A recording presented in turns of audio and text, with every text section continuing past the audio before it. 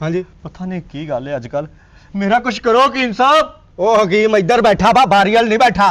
हकीम साहब हाँ जी पता नहीं की गल है हकीम साहब की होया मैं मिट्टी ਨੂੰ ਹੱਥ ਪਾਉਣਾ ਵਾ ਤੇ ਉਹ ਸੋਨਾ ਹੋ ਜਾਂਦਾ ਤੇ ਜੇ ਮੈਂ ਸੋਨੇ ਨੂੰ ਹੱਥ ਪਾਉਣਾ ਤੇ ਉਹ ਤੁਹਾਡੇ ਵਰਗਾ ਛੋਟਾ ਜਿਹਾ ਹੀਰਾ ਹੋ ਜਾਂਦਾ ਹकीम साहब। ਉਹ ਤੈਨੂੰ ਸੋਨਾ ਦਿੰਦਾ ਕਿਹੜਾ ਵਾ ਏ हकीम साहब ना जाने की गल है ਕੀ ਹੋਇਆ अजकल मेरा दिल नहीं लगता हकीम साहब मेरा दिल नहीं लगता। ਉਹ ਹਕੀਮ ਇੱਧਰ ਬੈਠਾ ਵਾ ਹਕੀਮ ਇੱਧਰ ਬੈਠਾ ਵਾ हकीम साहब हाँ? पता नहीं की गल है हकीम साहब मेरा दिल नहीं लगता हकीम साहब मैं जिधर भी देखदा वा मेरे आले दुआले हकीम साहब ही नजर आउंड है मैनू। ਅਨਬ ਦਿਖਾ ਮੈਨੂੰ लो हकीम साहब ਲੈ ਤੈਨੂੰ ਦਵਾਈ ਅਸੀਂ ਐਸੀ ਦੇਣੀ ਆ हकीम साहब मैं खानी का देना वा ਛਿੱਤਰਾਂ ਨਾ ਖਾਣੀ हकीम साहब मैनू मेदा इश्क हो गया।